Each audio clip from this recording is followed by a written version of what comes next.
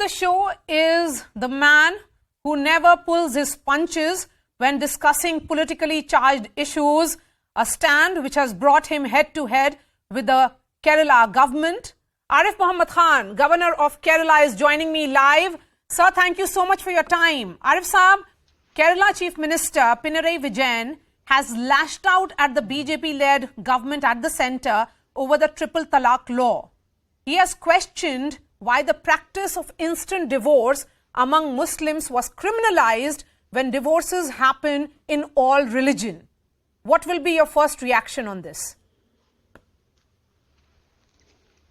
You know, divorce, there is no doubt that divorce is part of every modern law. Even in Christian countries where the religion forbids divorce, now divorce is part of the statutes. And divorce definitely comes under the civil laws. And in civil laws, you cannot forbid any action on the pain of punishment. So, as far as the principle is concerned, there is no problem. The problem is that these views are being expressed out of sheer ignorance of the Muslim jurisprudence. Divorce is one thing and triple divorce is totally different from divorce as a civil subject. First thing is that there is no mention. Where is the question of there is no sanction, and it is not only that it is not sanctioned, there is not even mention of triple divorce as far as the scripture, that is Quran, is concerned.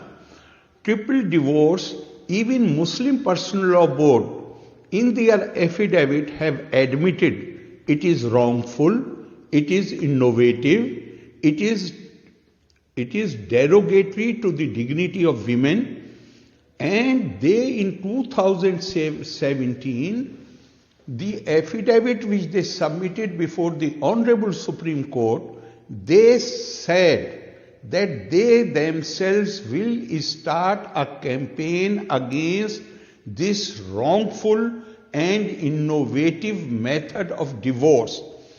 But what these people do not realize is that right from the day one, it was during the period of second Caliph Hazrat Umar when triple divorce was accepted as legally permissible.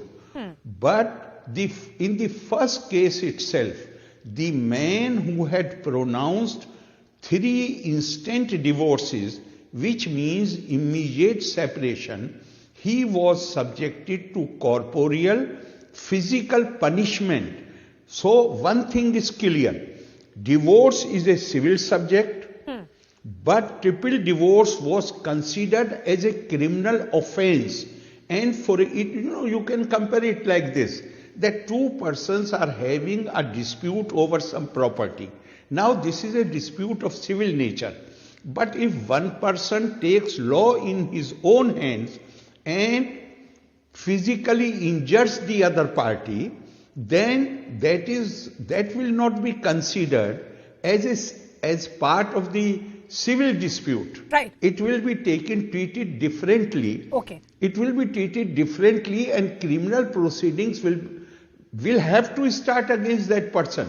Okay. Therefore, Hazrat Umar, he subjected this man who admitted when complaint reached him, and when this person was summoned and he admitted, so he said that you have made this whole provision of the Quran something of play. Therefore, he said, now you can't go back to this woman, but you will be subjected to 40 lashes. Today, if you give that punishment to anybody, it will be difficult for him to survive. That's so right. The law which the government of India has made, in fact, is more humane. Okay, you are saying that it is humane. Do you see a larger vote bank factor at play here with next general elections a year away? Because Vijayan's opposition to the triple talaq ban follows similar criticism that had come from other opposition parties. Congress at that time had also urged that the bill be referred to the Parliamentary Standing Committee as well for further discussions. I think, I feel it is more than that. It is not merely, because you will have to take everything into consideration. The left parties, historically speaking, say in 1986, when I took the stand against triple divorce, who supported me, vociferously supported me? It were the left parties and BJP. In fact, Mr. EMS Namboodiripad, when you told me about this statement, I thought that late Mr. EMS Namboodiripad must be turning in his grave, because he was not only against triple divorce, and he extended full support to me. He came out so strongly in support in favor of my stand. But not only that they supported my stand against the triple divorce, the left parties, historically speaking, have been pleading for uniform civil code. They are the votaries for uniform civil code. But now it seems that they are possibly revisiting their stand. They are reviewing their earlier, whatever they have said earlier, which is on record. But this is not merely, I won't look at it from this angle, because I heard somebody who was speaking before me that to attract the votes of some community. No, the game is larger than that. So what is this larger game? You have larger game is that in Kerala, governments are formed by the fronts, not any particular political party. Every front has more than 10, 12 parties. Now, Kerala papers are reporting it for last few months that some overtures are being made, some realignment of forces is going to happen. Now, there is a party in the opposite front who have differed with the left parties on the question of the personal law. So maybe these statements are being made to assure the people of that political persuasion that you forget about our earlier stand, which was considered a very, very, very progressive stand. Now, as far as the question of personal law is concerned, we are not only ready to stand with you, but we are even ready to attack something which happened 3 years back. This law was made in 2019. This is not an issue today. If this is being made an issue today, it is only to give assurance to a particular political outfit that on the question of the Muslim Personal Law Board, because there is a lot of discussion about the Uniform Civil Code also. So sort of assurance is being given that if you agree for the realignment of the forces, then you be sure that you will not be embraced, and we will stand with you to oppose the Uniform Civil Code. We will stand with you to uphold the religious personal laws. I think that is the game. So, it is not merely to there is debate also raging over the talks that have happened between Jamaat-e-Islami Hind and RSS. CPM, in fact, has strongly criticized Jamaat-e-Islami for the same. How do you view it? Maybe they have, because they have adopted a yardstick, according which they have repeatedly said, I am not making any allegation against them. They are saying that anybody who is opposed to the central government or to the BJP is secular in their opinion. And so if you put it in reverse terms, then anybody who even tries to talk to them they will become persona non grata for them. I'm not making any allegation. I'm just, since you are asking me this question, this is how I look at it. Okay. Because these are I'm basing my assessment on the statements which have already been published many times in Kerala papers. Since you're talking about political realignment, and this statement has drawn a lot of attention, Arif Saab, Kerala Chief Minister has also reiterated that the Citizenship Amendment Bill is anti-minority. His question was, how can we decide citizenship based on religion? It should be based on where we are born. You know, when we look at that realignment argument that you're trying to give, all these issues which are seen as divisive and polarizing being raised by CPM and the Chief Minister himself. In fact, I hold the view that if anything is bad or injurious for any section of the Indian population, is bad and injurious for the whole of India. It is important to see the kind of terminology which they are using. This terminology and idiom is, historically speaking, it is always used by those who want to create fear in the mind of a section of the population, so that they feel hounded, they feel insecure, they feel unsettled, disoriented. And in that, when you place them in that state of mind, then you reach out to them and project yourself as champions of their interest. There is nothing new about it. Before 1947, this was the terminology, this was the idiom, this was the strategy of Muslim League. Now there are people who feel that if Muslim League could use it successfully before 47 to achieve their agenda, why people today cannot use the same terminology and idiom, same strategy to frighten people, to hurt them, to feel insecure. And these insecure people, it will be much easier to manipulate them. It will be much easier to get their sympathies if you reach on the scene and pose yourself as champion of their interests and as their protectors. But Arif Saab, the fact is also, you can see in the film. The fact is also that Muslim women have spoken out against triple talaq. The triple talaq debate with identity politics, gender equality, is part of a larger national debate over the Uniform Civil Code or the UCC.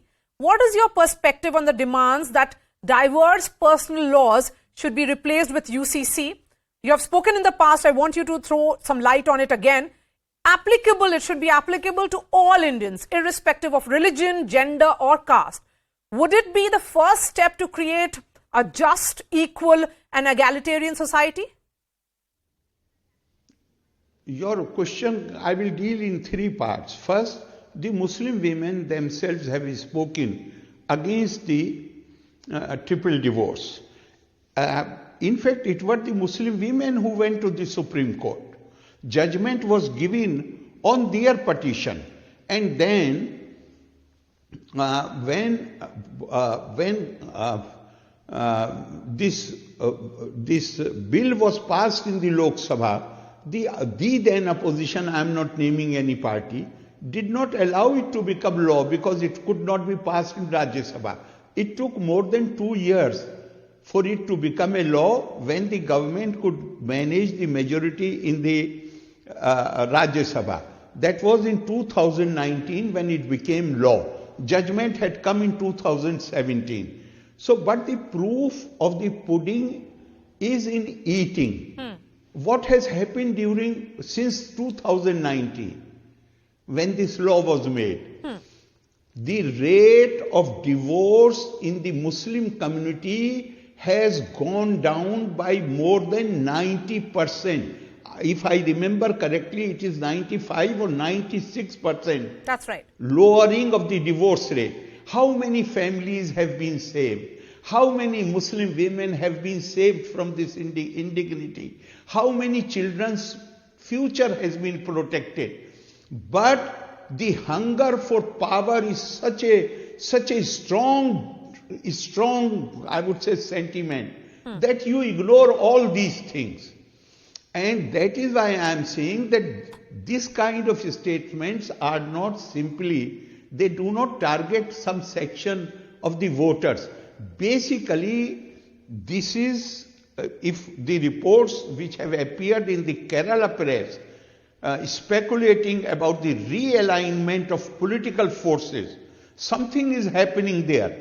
I see this as part of that process where major realignment is going to happen, and in order to assure the people of that particular political persuasion that we will stand with you for upholding and saving the religion-based personal laws.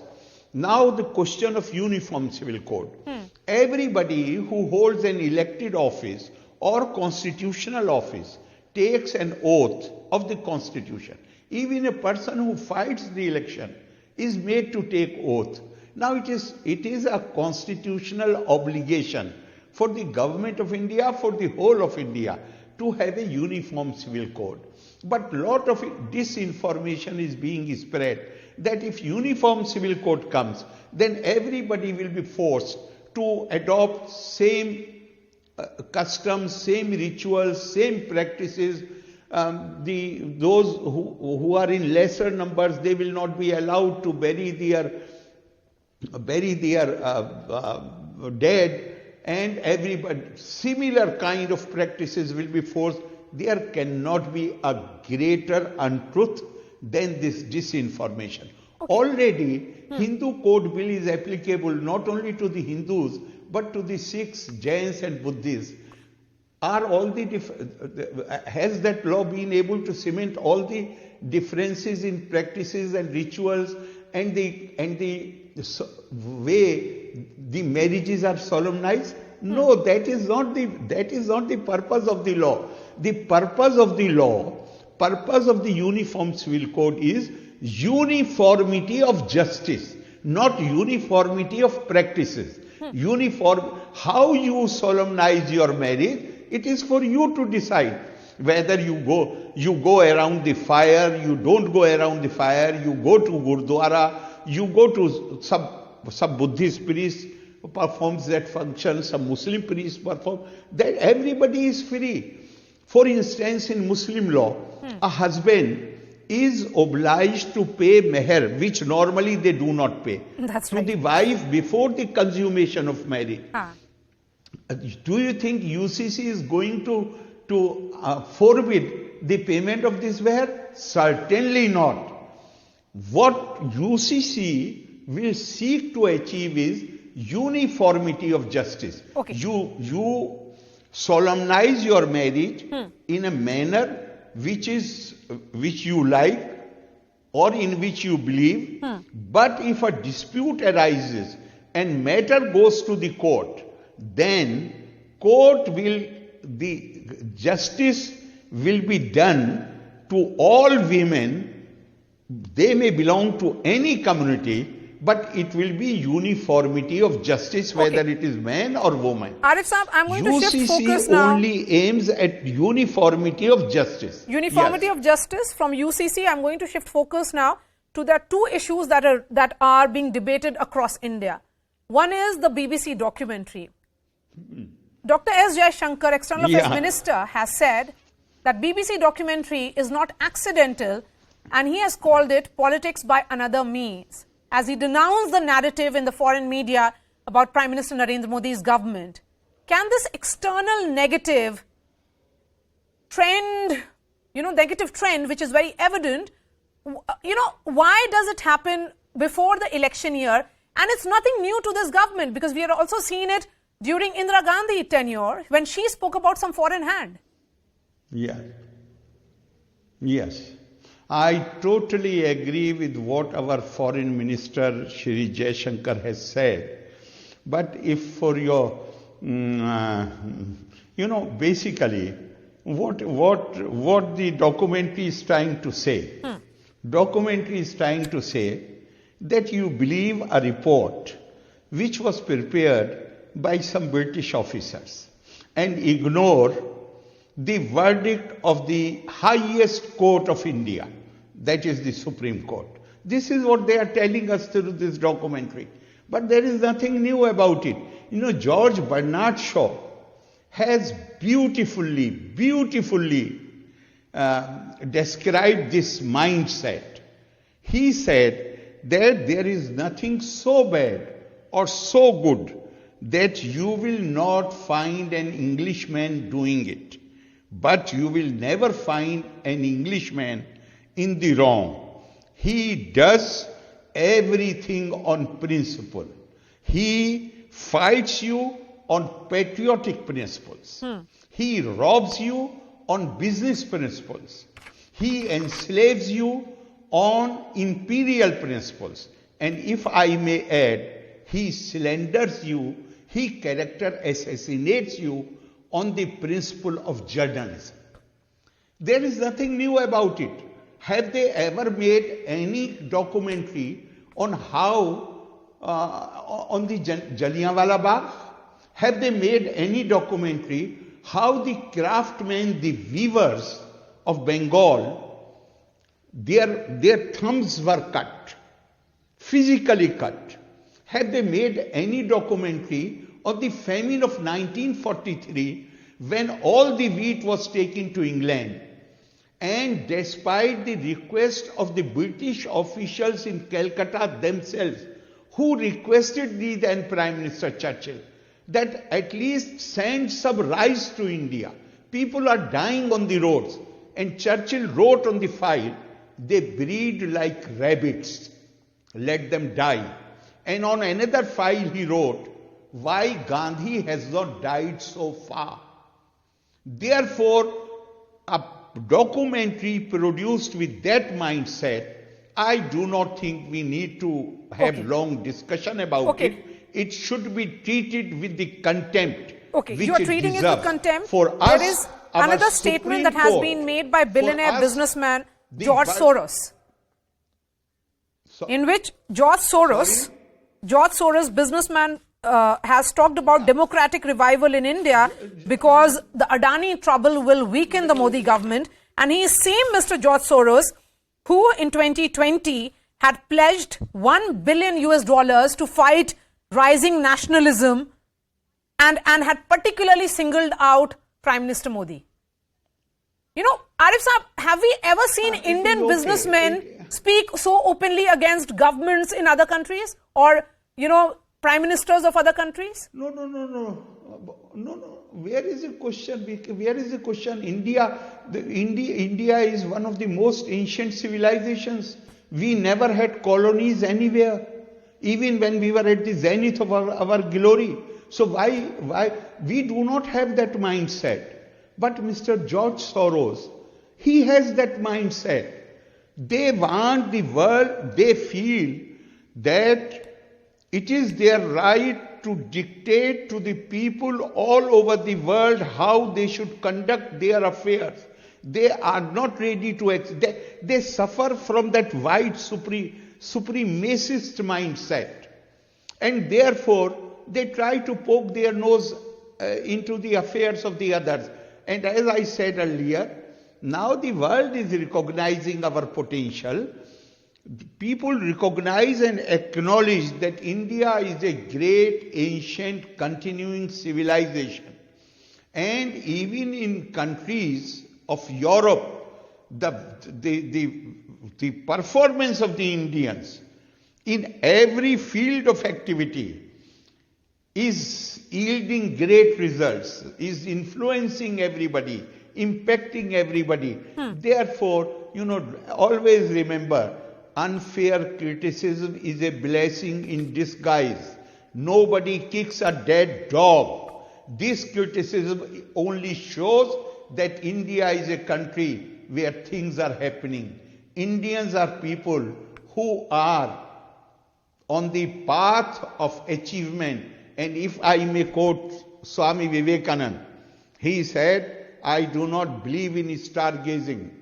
I do not care about the future. But one vision I see clear as life is that India, that is Mother India, is sitting on her throne, rejuvenated, more glorious than ever. And the last sentence is more important. Proclaim her to the world with voice of peace and benediction. Whatever these people do, we will proclaim India's status with a voice of peace and benediction. We would like to know the world that a strong India can never be threat to anybody. Our culture is defined by Atma, that is the soul. Okay. Therefore, for us, every human being is potentially divine. Okay. It does not matter to us what race that person belongs to, what Arif language Saab, that person is speaking. My couple of last questions. Yes. Kerala Chief Minister Pinarayi Vijayan recently wrote a letter to you asking to clear 8 bills that are awaiting approval by Raj Bhavan. You have asked ministers to meet and clear your doubts. Reports are suggesting that they are likely to meet you tomorrow. Can we see some reconciliation here? Where is the question of there is no dispute. I had written to him 6 months back. In fact, last 3 years, I have written number of letters saying to him, it is your constitutional duty to brief me regularly. He never performed his constitutional duty. He never comes to Raj Bhavan. On these bills, I wrote to him about 6 months back. I have certain queries. I want to be briefed about them. More than 6 months. About 4 months back, he wrote to me that the ministers concerned will come and brief you. They never came. And last week he wrote to me that an appointment was given to them which was cancelled. He's talking about a day on which I was not even in Trivandrum. So I clarified it. I said, this is not right. Nobody has sought any appointment. Nobody has come to me. No appointment was given. No appointment was cancelled. So they are coming tomorrow. Okay. If they are able to satisfy me, because, for instance, they want, on the question of the Lok Ayukta, the government itself wants to sit in judgment. Nobody can be a judge in his own cause. If they are able to satisfy me, I will clear the bill. If they are not able to satisfy me, I will further apply my mind. And if I find it a fit case, I will refer these things to Honorable President of India. Because don't forget, in 2001, Honorable Supreme Court in the case of Tamil Nadu has clearly said that the oath which governor takes to defend, preserve and protect the constitution and the laws is not a mere formality. He cannot allow anything to be done which is contrary to the constitution and the laws. I am duty bound. Okay. I cannot do otherwise. Okay. There is no dispute, therefore no question of reconciliation. They have to satisfy me that these measures do not contradict the provisions of the constitution and the spirit of those provisions and the laws. Okay. And Arif Saab, I'm open to discussion. Aakhri sawal aapse, and this is about the comments that have been made by 2 parties in Jammu and Kashmir. There is a war of words which is happening there, where the Kashmiri parties are demanding immediate elections. Omar Abdullah has hit out at the state administration for imposing property taxes. He has said that there should not be any taxation without representation. How do you react to that?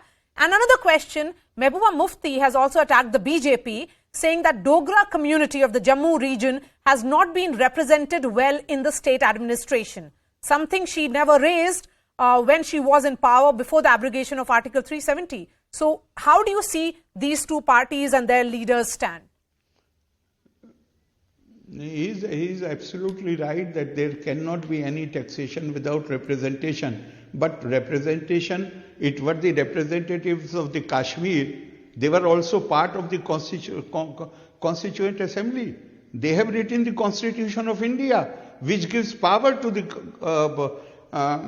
the central government, that if there is collapse of constitutional machinery in a particular state or union territory, then affairs will be run by the central government. Central government is as much representative. Central government and its representative in the form of Lieutenant Governor are as much representative of the people of Kashmir as they are representative. The central government is representative of people of UP or people of Kerala or Tamil Nadu or any other state. There is a tinge of separateness in these assertions. And the very purpose why the assembly had to be dissolved and why president rule or governor rule is continuing is only because the state, there were the extremists who were trained outside the borders of India, they were creating problem, and the local leadership was in no position to handle them.